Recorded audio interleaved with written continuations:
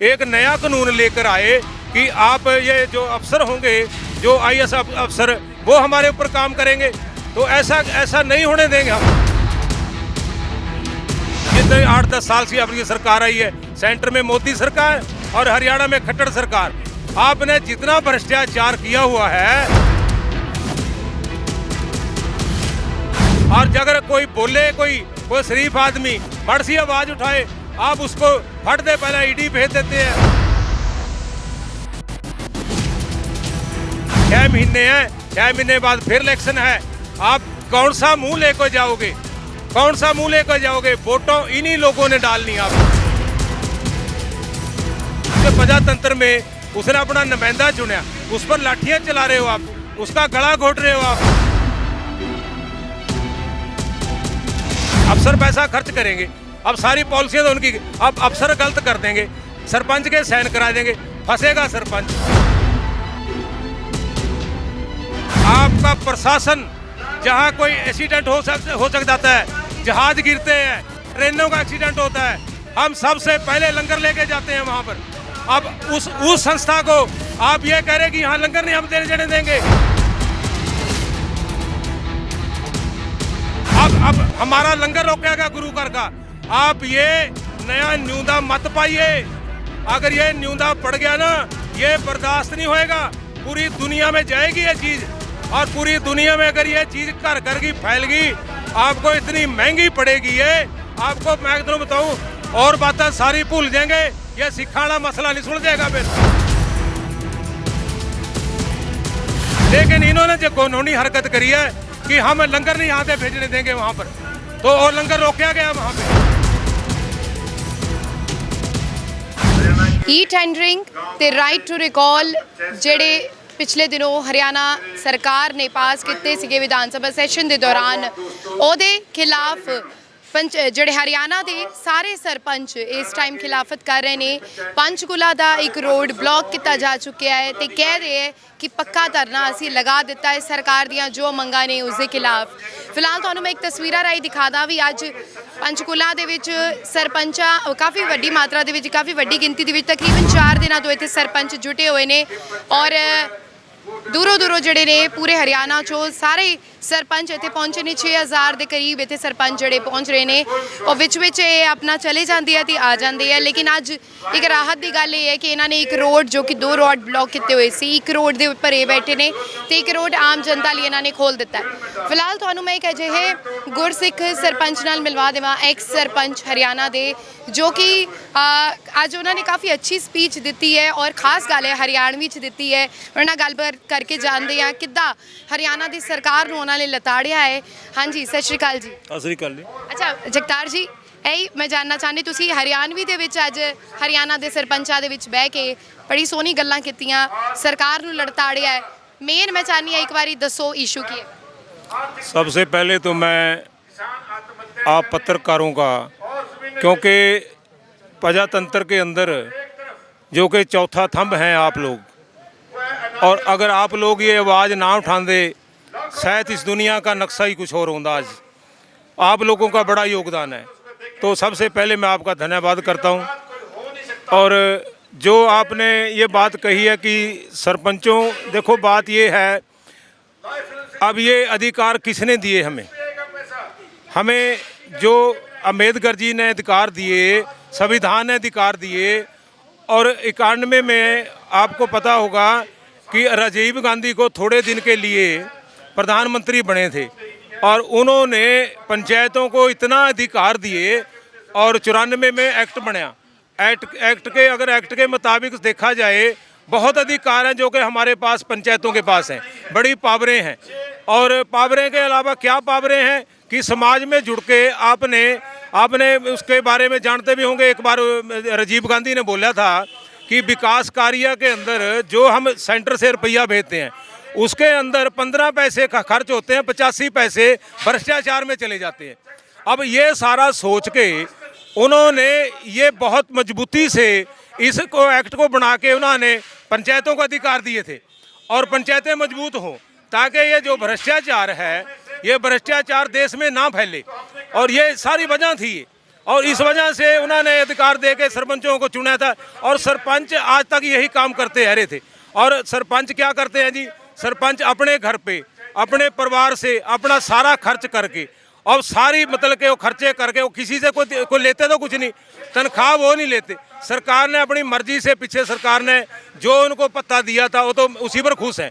लेकिन अगर इन बातों के होके हुए जब ये कानूनी सरकार ने हमारे ऊपर करी, एक नया कानून लेकर आए कि आप ये जो अफसर होंगे, जो IAS अफसर, वो हमारे ऊपर काम करेंगे, तो ऐसा नहीं होने देंगे हम। क्यों होने देंगे हम, जब हम फ्री काम करके दे रहे हैं जनता पब्लिक को, और वो पैसे आपके 100 रुपये का 100 रुपया हम कोई भ्रष्टाचार नहीं होने देते, और वो पैसा लगता है आपका विकास कार्य के अंदर।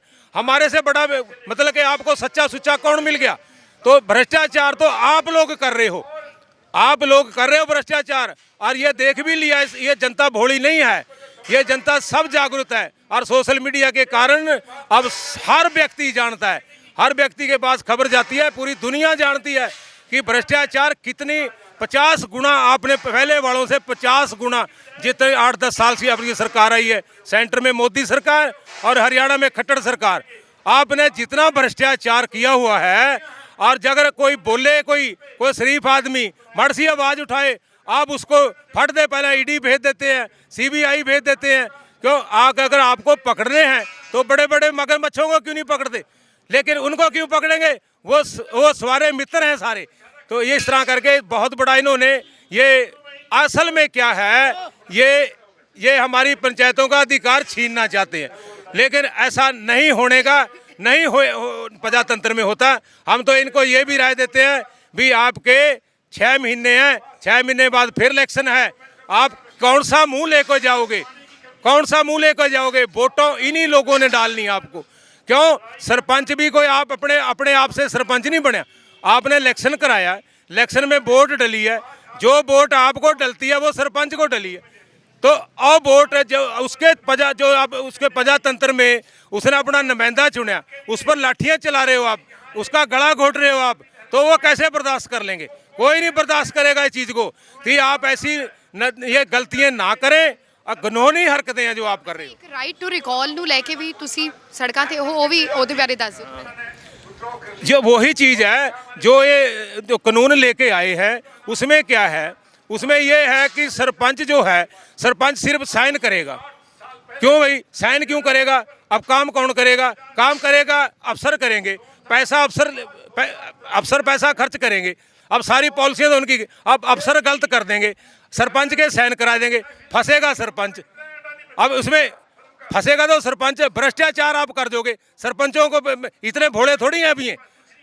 अब आपने पढ़े लिखे सरपंच बनाए हैं, कोई पहले बढ़ के तो है नहीं, गुठे टाऊ हैं। तो अब इनसे इतना कोहर पाप क्यों करना चाहते हो? अब इनको भ्रष्टाचार तो आप लोग कर रहे हो, आपके अफसर करते हैं, तो आप सरपंचों को, अरे उल्टा आप बयान दे के कह रहे हो ये चीज़ कि सरपंच चोर हैं। ऐसी बात नहीं कभी भी कहनी चाहिए। आपने कल तो आपने इलेक्शन करा के बनाए हैं, अभी आपने क्या चोर देख लिया इनका? क्या चोरी कर दी इन लोगों ने? आपने ही कहा था अभी पढ़ी लिखी पंचायत बनाएंगे, पढ़ी लिखी पंचायत लोगों ने बना के दी आपको, अब इनको काम करने दो। तो आप इन पर ये नया कानून थोप के ऐसे क्यों इनको अपनी जकड़ में लेना चाह रहे हो कि हमारे अंडर होके चले? अंडर नहीं होके चलेंगे। जैसे प्रजातंत्र में आपको चुनिया, ऐसे ही सरपंच को चुनिया हुआ है। ਸਰਕਾਰ ਪਿਛਲੇ ਦਿਨੋਂ ਕਾਫੀ ਇੱਥੇ ਮਾਹੌਲ ਖਰਾਬ ਹੋਇਆ ਹੈ, ਕਾਫੀ ਸੱਟਾਂ ਸੁੱਟਾਂ ਤੁਹਾਨੂੰ ਵੀ ਲੱਗੀਆਂ ਤੇ ਪੁਲਿਸ ਵਾਲਿਆਂ ਨੂੰ ਵੀ ਲੱਗਿਆ। ਉਦੋਂ ਬਾਅਦ ਸਰਕਾਰ ਦਾ ਕੋਈ ਨੁਮਾਇੰਦਾ ਆਇਆ ਜਾਂ ਗੱਲਬਾਤ ਚੱਲ ਰਹੀ? देखो बात ये, नुमाइंदा इनके नुमाइंदे क्या सब कच्ची पिल्ली बातें हैं, जो कि ऐसी कच्ची पिल्ले मजाकबाजी नहीं करनी चाहिए। क्योंकि ये संस्था जो है, ये समझो, ये जो फर्स्ट और सेकंड, जैसे हरियाणा सरकार है, ऐसे ये पंचायतें हैं हमारी, और ये दूसरी सरकार है हरियाणा की। आप इसको कमज़ोर मत समझिए, आप इससे टिचरा मत कीजिए, आप गलत बयान मत दीजिए। आपको इतना भारी पड़ जाएगी कि आपको फिर बहुत प्यार करने से भी ये प्यार नहीं जुड़ेगा, जितनी तरेड़ आ जाएगी इसमें। आप ये मजाकबाजी छोड़ के आपको इन्हों अपने मंच पर बुलाकर आप सीधा तौर से इनको कहो कि आपको भी चुना, हमें भी चुना था, आप अपना काम कीजिए, हम ये कानून वापस लेते हैं, फिर तो बात बनती है। अब ये टीचरबाजी क्या है, कभी कोई आ जाता है कभी कोई आ जाता है, ये मजाकबाजी मत बनाइए। एक तरफ तो हम डंडाबाजी, एक तरफ अफसर आता है यहाँ पर, अब आपने भेज दिया और नुमाइंदा बना के भेज दिया, वो तो प्यार प्यार की बातें कर रहे हैं यहाँ पर। अब एक पासे पुलिस खड़ा दिया आपने, आप उससे डंडा चार्ज करा रहे हो, तो आप ये कितना बड़ा जुल्म कर रहे हो। दो पासे ऐसा ना करो, तो ये तुम्हारे को बहुत महंगा पड़ेगा ये बात। अच्छा ठीक है, ਤੁਸੀਂ पक्का मोर्चा ही ला देता है। हाँ बिल्कुल, ये देखो बात ऐसा है, हम देहाती लोग हैं, हमें कुछ नहीं किसी चीज़ का फर्क पड़ता। हमने पहले किसान मोर्चा लगाया था, किसान में हम ही किसान थे, हम ही गाँव के लोग हैं, हमें कोई फर्क नहीं पड़ता, ना हमारे मच्छर लड़ते हैं, ना हमें गर्मी आती है, ना हमें सर्दी लगती है, हम सारी चीज़ में पक्के हैं, हंडे हुए, हमें किसी चीज़ की जरूरत नहीं। अब पक्का मोर्चा किस लिए लगाया, हमने अपने आने वाली पीढ़ियों के लिए लगाया। तो ऐसा कोई भी काम ना सरकार करे जिससे आपको तो कोसेंगे, हमें भी कोसेंगे वो, कि आप उस मौके पर आप जिम्मेवार आदमी थे, आपने जिम्मेवारियां करी भी हैं, आपने सरपंचियां हटाई हुई हैं, तो आपने क्यों नहीं मुकाबला कराया ये चीज़ का। और फर्ज अदा कर रहे हैं हम ये चीज़। ਤੁਸੀਂ लंगर वाला कोई पॉइंट ਚੱਕਿਆ कुछ लंगर बारे? लंगर वाला ये था, आज तक हमारे जो सिख धर्म है, हमारी परंपरा है, ये हमारी परंपरा ये है, हम किसी ऊंच नीच छोटे बड़े को नहीं देखते, हम किसी धर्म को नहीं देखते, हम क्योंकि ये चारों वर्णा का साझा गुरु ग्रंथ साहब है, और चारों वर्णा के हमारे 4 दरवाजे हैं, कोई आए हिंदू मुस्लिम सिख ईसाई आपस में सब भाई भाई। लेकिन खट्टर सरकार ने हमारे को भी ये 2 पार्ट करने की जो कोशिश करी है, जो कि इन्होंने हमें पता लगा है कि हमारे यहाँ नाडा साहब पड़ता है गुरुद्वारा साहब, और गुरुद्वारा साहब नाडा साहब में कोई यही तो नहीं है कि वो वहाँ कोई स्पेशल जाएंगे, कोई मोर्चे वाले हैं फलाने वाले हैं, या वहाँ कोई बोर्ड लगा हुआ इस चीज़ का, आज तक देखा किसी ने, कोई नहीं ना है नहीं। अब कोई दुश्मन भी आए लेकिन हम उसको खाना खिला के भेजते हैं, और हम तो वो हैं आपका प्रशासन, जहाँ कोई एक्सीडेंट हो सकता है, जहाज गिरते हैं, ट्रेनों का एक्सीडेंट होता है, हम सबसे पहले लंगर लेके जाते हैं वहाँ पर। अब उस संस्था को आप ये कह रहे कि यहाँ लंगर नहीं हम देने देंगे, अब हमारा लंगर रोकेगा गुरु घर का। आप ये नया न्यूनता मत पाइए, अगर ये न्यूनता पड़ गया ना, ये बर्दाश्त नहीं होएगा, पूरी दुनिया में जाएगी ये चीज़, और पूरी दुनिया में अगर ये चीज़ घर की फैलगी, आपको इतनी महंगी पड़ेगी ये, आपको मैं तुम्हें बताऊं, और बातें सारी भूल जाएंगे, ये सिखा वाला मसला नहीं सुलझेगा फिर। हाँ, जो हमारे गुरु नानक साहब ने लंगर चलाया था सदा चलता रहेगा जब तक दुनिया रहेगी। इधर बंदी ਸਿੰਘਾਂ ਦਾ ਮੋਰਚਾ ਚੱਲਦਾ ਪਿਆ ਹੈ ਪੰਜਾਬ ਦੇ ਵਿੱਚ, ਮੋਹਾਲੀ ਦੇ ਵਿੱਚ बंदी ਸਿੰਘਾਂ ਦੇ ਮੋਰਚੇ ਵਿੱਚ भी लंगर चल रहे हैं, पर ऐदा दी कोई गलबात नहीं हुई। देखो बात यह है, हमारा किसी से कोई मतभेद नहीं, बंदी सिंह को हो कोई, हमने पहले बोल दिया कि हमारा चाहे कोई दुश्मन भी हो। अब हमने, आपको याद होगा हमारे सिख इतिहास में जिस टाइम गुरु गोबिंद सिंह थे यहाँ पर भाई कन्हैया हुए हैं, भाई कन्हैया जब एक तरफ तो जंग लग रही थी और एक तरफ जंग लग रही थी, एक तरफ भाई कन्हैया पानी पिला रहे थे। अब पानी पिला रहे थे, महाराज 10वीं पातशाह को कहने लगे कि आपका जो सिख है वो, आप तो जंग में लड़ के बंदे घेर रहे हो और आपका सिख उनको पानी पिला रहा। महाराज ने यह कहा था कि मेरा सिख अपना फर्ज अदा कर रहा है वो। फिर उनको ये कहा था कि कन्हैया जी आप ये मल्लम पट्टी भी ले जाइए, आप पानी ना पिलाइए, मल्लम पट्टी भी करिए, हम उसके वारिस हैं, हम मल्लम पट्टी भी करेंगे, हम उसी तरह चलते रहेंगे। लेकिन हमारा किसी से भी मतभेद नहीं है, जहाँ भी कोई देश में ऐसी घटना घटेगी हमारे गुरु के लंगर हमेशा चलते रहेंगे। और ये जो घिनौनी हरकत क्यों की है वो हमें पता है। ये 4 दिन की चांदनी 4 दिन के राज हैं, ये 18 महीने के लिए कमेटी तेरे अंडर आई है, फिर इलेक्शन होगा, लोगों में जाएंगे, फिर चुन के आएंगे लोग, और फिर गुरुद्वारे उन कमेटियों के अंडर होंगे, फिर क्या होगा। वो आप ऐसा पाप मत कीजिए और धर्म में ऐसी बात मत फैलाइए, हमें उसी तरह लोगों से प्यार में रहने दीजिए। हमारे साथ ऐसा पंगा ले लिया बहुत महंगा पड़ेगा सरकार को। नाडा साहब तो लंगर आन तो रोकिया है थे, इन्होंने, हमें पता लगा है कि नाडा साहब से लंगर लेने हमारी ड्यूटी बनती है, हम हमारी कोई ये नहीं है फलानी जगह भेजना न जाना नहीं, लेकिन इन्होंने जो कानूनी हरकत करी है कि हम लंगर नहीं यहाँ से भेजने देंगे वहाँ पर, तो और लंगर रोका गया वहाँ पे। हाँ तो हाँ ये 2 दिन से हाँ भी हम नहीं लंगर भेज, क्यों वहाँ इनके अंडर हो गया, अब कमेटी इनके अंडर आ गई है वो।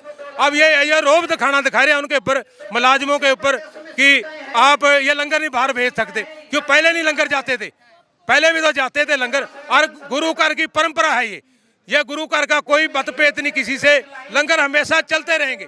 ये संगत का पैसा है, संगत का लंगर है और संगत में ही जाएगा, संगत में चलता ही रहेगा। आप कौन है इसको रोकने वाले? आप ऐसी बात मत कीजिए। और ये सिखों का जो रोष है आपको बहुत महंगा पड़ेगा, ये बहुत महंगा पड़ जाएगा हरियाणा सरकार को। पंचायत ये सरपंचों वाला भूल जाओगे, सिखा वाला नवा छिड़ जाएगा, ये ऐसा मत कीजिए आप। अपना 9 तरीक ਨੂੰ सीएम ਨਾਲ मीटिंग होने जा रही है, ਉਹਦੇ ਲਈ तैयारी हो चुकी है सरपंच? देखो बात ये है, हम कोई ये तो है नहीं हम कोई किसी बात की जिद लिए हुए हैं।